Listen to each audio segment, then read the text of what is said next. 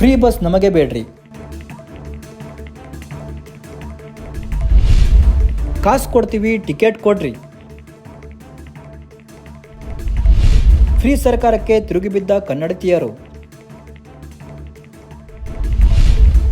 ಮತದಾರ ಪ್ರಭು ಇನ್ಯಾವ free reject ಮಾಡ್ತಾನೋ. ಭೂಚಕ್ರದಲ್ಲಿ ಸಿಲುಕಿರೋ ಗ್ಯಾರಂಟಿ ಸರ್ಕಾರಕ್ಕೆ ಹೊಸ ಸವಾಲ್. ನಿಟ್ಟುಸಿರು ಬಿಟ್ಟ ಕ್ಯಾಬ್ ಆಟೋ ಚಾಲಕರು. ಭಾಗಶಃ ಗಂಡಂದರಿಗೆ ಖುಷಿಯೋ ಖುಷಿ.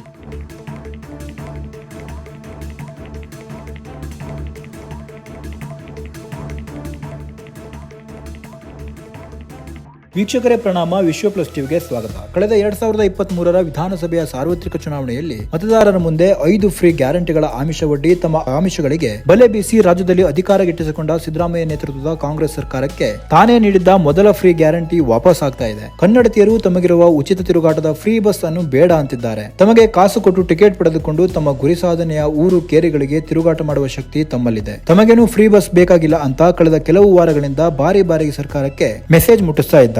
ತಮಗೆ ಫ್ರೀ ಬಸ್ ಓಡಾಟ ಬೇಡ ಎನ್ನುವ ಮಹಿಳೆಯರ ವಿಚಾರ ಈಗ ಸರ್ಕಾರದ ಪ್ರಮುಖರಿಗೂ ತಲುಪಿದೆ. ರಾಜ್ಯದಲ್ಲಿ ನಡೆದ ಸಾರ್ವತ್ರಿಕ ಚುನಾವಣೆ ಸಂದರ್ಭದಲ್ಲಿ ಅಧಿಕಾರದಲ್ಲಿದ್ದ ಕೇಸರಿ ಪಡೆಯ ಬಿಜೆಪಿ 40% ಕಮಿಷನ್ ಸರ್ಕಾರ ನಡೆಸ್ತಾ ಇದೆ ಎಂದು ಎಲ್ಲೆಲ್ಲೂ ಡಂಗುರ ಸಾರಿ 5 ಫ್ರೀ ಗ್ಯಾರಂಟಿಗಳನ್ನ ಆಮಿಷದ ಚಾದುಚಡಿ ತಿರುಗಾಡಿಸುತ್ತಾ ಬಿಡದ ಚುನಾವಣಾ ಪ್ರಚಾರ ಕೈಗೊಂಡ ಕಾಂಗ್ರೆಸ್ ಕರ್ನಾಟಕದಲ್ಲಿ ಫ್ರೀ ಗ್ಯಾರಂಟಿ ಸರ್ಕಾರ ಸ್ಥಾಪಿಸಿತ್ತು. ಮತದಾರನಿಗೆ ಚುನಾವಣಾ ಪ್ರಚಾರದಲ್ಲಿ ಮತ್ತು ತನ್ನ ಪ್ರಣಾಳಿಕೆಯಲ್ಲಿ ಕೊಟ್ಟ ಆಮಿಷದ ಗ್ಯಾರಂಟಿಗಳನ್ನ ಒಂದೊಂದಾಗಿ ಕಾರ್ಯರೂಪಕ್ಕೂ ತಂದಿತ್ತು. ಅಂತ 5 ಫ್ರೀ ಗ್ಯಾರಂಟಿಗಳಲ್ಲಿ ರಾಜ್ಯದಲ್ಲಿ ಪ್ರಮುಖವಾಗಿ ಚಾಲನೆಯಲ್ಲಿರುವ ಸ್ತ್ರೀಯರ ಪ್ರಯಾಣದ ಫ್ರೀ ಬಸ್ ಟಿಕೆಟ್ ಈಗ ಹಿಂತೆಗೆದುಕೊಳ್ಳಲೇಬೇಕಾದಂತಹ ಸಮಯ ಎದುರಾದಂತೆ ಕಾಣ್ತಾ ಇದೆ. ಖುದ್ದು ಕರ್ನಾಟಕದ ಸ್ತ್ರೀಯರು ತಮಗೆ ಈ ಫ್ರೀ ಬಸ್ ಬೇಡ ಅನ್ನುತ್ತಿರುವ ಮಾತುಗಳೇ ಕಾರಣವೆನ್ನಬಹುದಾಗುತ್ತದೆ. ತಮ್ಮ ತಿರುಗಾಟದ ಟಿಕೆಟ್ ಕೊಳ್ಳೋದಷ್ಟು ಶಕ್ತಿಹೀನರು ತಾವಲ್ಲ. ಫ್ರೀ ಬಸ್ ಆರಂಭವಾದ ದಿನಗಳಲ್ಲಿ ಏನಾಯಿತೋ ಅದು ಬೇಡ.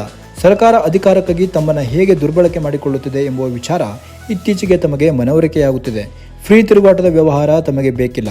ತಾವೇನಿದ್ದರೂ ಇನ್ನು ಪ್ರಯಾಣದ ಗುರಿಗೆ ಇರುವ ದರವನ್ನು ಸಂದಾಯ ಮಾಡಿ ಟಿಕೆಟ್ ಪಡೆದುಕೊಂಡು ಯಾರಿಗೂ ಹೊರೆಯಿಲ್ಲದ ಪ್ರವಾಸ ಮಾಡುವುದಕ್ಕೆ ಸ್ತ್ರೀಯರು ಸಿದ್ಧರಾದಂತಿದೆ. ತಾವು ತಿರುಗಾಟಕ್ಕೆಂದು ಸರ್ಕಾರಿ ಬಸ್ ಹತ್ತಿ ಹೊರಟಾಗ ತಾವು ತಲುಪಬೇಕಾದ ಊರಿನ ಗುರಿಗೆ ಇರುವ ಟಿಕೆಟ್ ದರದ ಹಣ ಕೊಟ್ಟು ಟಿಕೆಟ್ ಕೇಳಿದ್ರೆ ಪ್ರಭೂತಿ ಬಸ್ ಕಂಡಕ್ಟರ್ ತಾವು ಕೊಡುವ ಕಾಸಿನ ಕಡೆಗೆ ಮುಖವೂ ಮಾಡೋದಿಲ್ಲ. ಬರೀ ತಾವು ತಲುಪಬೇಕಿರುವ ಊರು ಕೇರಿಯ ಹೆಸರು ಕೇಳಿ ಟಿಕೆಟ್ ಹರಿದು ಬಿಡುತ್ತಾರೆ. ಸ್ತ್ರೀಯರು ಹೀಗೆ ತಮ್ಮ ದೂರುಗಳಲ್ಲಿ ಬರೆದು ಸರ್ಕಾರದ ಗಮನಕ್ಕೆ, ಸಾರಿಗೆ ಅಧಿಕಾರಿಗಳ ಗಮನಕ್ಕೆ ತರುತ್ತಿದ್ದಾರೆ. ತಟ್ಟಣೆ ಎದುರಾಗಿರುವ ಈ ಸ್ತ್ರೀಯರ ಸವಾಲು ಸಿದ್ದರಾಮಯ್ಯ ಸರ್ಕಾರಕ್ಕೆ ನುಂಗಲಾಗದ ಬಿಸಿ ತುಪ್ಪವಾಗಿ ಪರಿಣಮಿಸುತ್ತಿದೆ. ಫ್ರೀ ಬಸ್ ಟಿಕೆಟ್ ಬೇಡ ಎಂದು ಕರ್ನಾಟಕದ ಸುಶಿಕ್ಷಿತ ಮತ್ತು ಪ್ರಬುದ್ಧ ಮಹಿಳೆಯರು ಇಮೇಲ್ ಸೇರಿದಂತೆ ಸಾಮಾಜಿಕ ಜಾಲತಾಣಗಳ ಮುಖಾಂತರ ಕೂಡ ಸಾರಿಗೆ ಇಲಾಖೆಗೆ ಪತ್ರ ಬರೆದು ತಮಗೆ ಈ ಫ್ರೀ ಬಸ್ ಸೌಲಭ್ಯ ಬೇಡವೆಂದು ತಿಳಿಸುತ್ತಿದ್ದಾರೆ.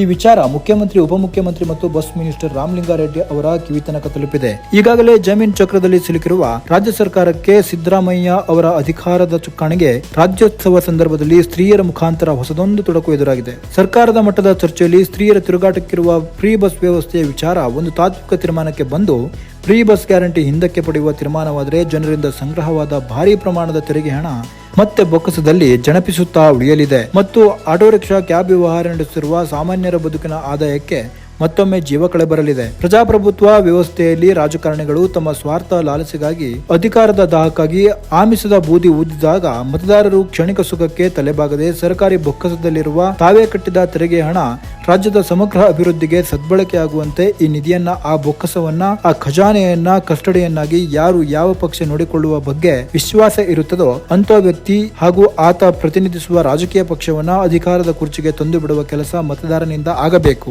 ಆಗಲೇ ಫ್ರೀ ಗ್ಯಾರಂಟಿಗಳನ್ನ ಮುಂದಿಡುವ ಮೊಹಮ್ಮದ್ ಬಿನ್ ತುಘಲಕ್ ನಂತಹ ಹುಚ್ಚರ ಸಂತೆಯ ಅಧಿಕಾರದಾಯಿಗಳನ್ನ ಸರ್ಕಾರದ ಸಾರಥ್ಯದ ಚುಕ್ಕಾಣಿಯಿಂದ ಹೊರಗಿಡಲು ಸಾಧ್ಯವಾಗುತ್ತದೆ. ಒಟ್ಟಾರೆ ತಡವಾದರೂ ಸರಿ ನಮ್ಮ ಮನೆಗಳ ಹೆಣ್ಣು ಮಕ್ಕಳಿಗೆ ಫ್ರೀ ಏನು ಬೇಡ ಅನ್ನುವ ಪರಿಸ್ಥಿತಿ ಬಂದಿದೆ. ಕನ್ನಡತಿಯರ ಇಂಥ ತೀರ್ಮಾನ ಗಂಡಂದಿರಿಗೂ ಖುಷಿ ತಂದಿರಲು ಸಾಕು.